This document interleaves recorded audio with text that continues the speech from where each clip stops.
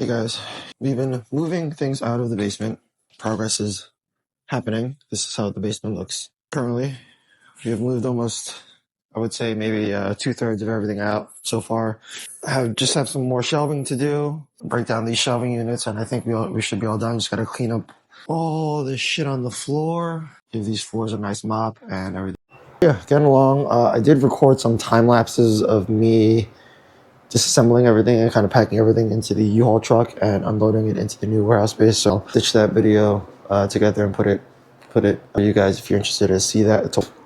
Progress is coming along.